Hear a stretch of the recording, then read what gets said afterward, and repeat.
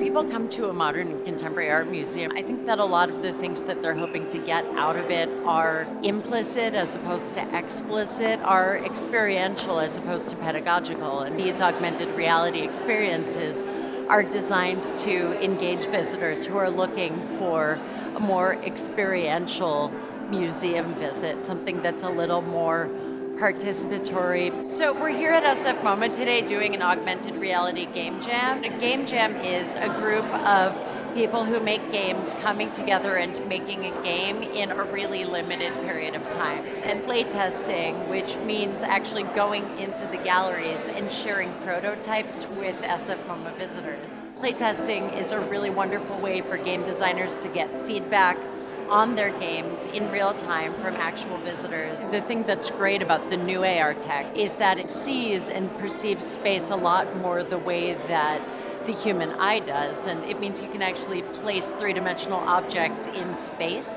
that then relate to the objects that are in a gallery, for example. It's an opportunity to bring the digital into the physical world and really kind of add another layer of information. The working title right now is The Spirit of Sculptures. It's a response to 3 sculptures in the British Sculpture Gallery. We picked the sculptures because we thought they had interesting shapes and also interesting backgrounds. We did explore the meaning behind each artwork and also the intention of the artist throughout their career. And based on that, we created these sort of spirits of the sculptures in VR that you can only see through VR, and they're playful and interactive, and so it's kind of it encourages the user, the player, to wander around and look at the sculptures in ways they normally wouldn't. It made me think the museum was maybe trying to use technology to make people look at the art a little bit differently. I was very frustrated with virtual reality because I felt that it was isolating, and I was trying to relate it back to the real world, and I think AR is the really good answer for that. I enjoy this idea of having this secret overlay, something that only a few people know about. That special Easter egg, I think, makes the work better for the new generation. Video games, and even more so alternate reality games, they're something that's so new, and we need people to explore it just like there are explorers in art, trying out new concepts and ideas. So the things that I was most excited about with making this game, asymmetric gameplay, so having 2 players that are having different experiences, and integrating physical reality with alternate reality. Player 1 has a box with 4 buttons on it. They pick which button corresponds with the answer they want to give on the card, and they press the button.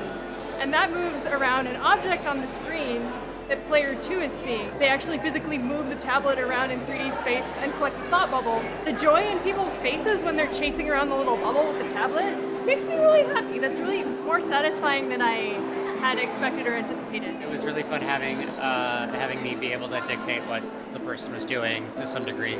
And then at the end, once they've collected a certain number of thought bubbles, they get a poem on the screen, which both players can read and reflect on. The audience here seems pretty receptive and playful.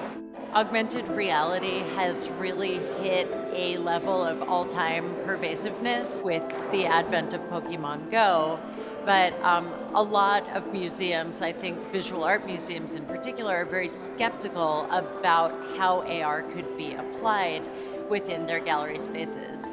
I myself am also a little bit skeptical, but I'm excited to experiment with the possibilities. Well, artworks very much function as a window to different worlds and different perspectives and different realities, and working with AR is exactly the same thing. There really aren't that many instances of art museums working with augmented reality. Because the field of artist-made video games is so new, we haven't really seen artists partnering with arts institutions to create work in this way. Games, they've been in art form for essentially forever, basically. Our game actually does reflect somewhat on the data history of kind of using games to sort of like open up your mind in a different way and create space for exploration, which is really what a lot of artwork is about too. Museums can be really coded places where people feel like they have to behave in a certain way or think in a certain way or even feel a certain way. Play is a great way to get people to feel more comfortable in museum spaces and to feel as if they have a little bit more agency or control or room to experiment.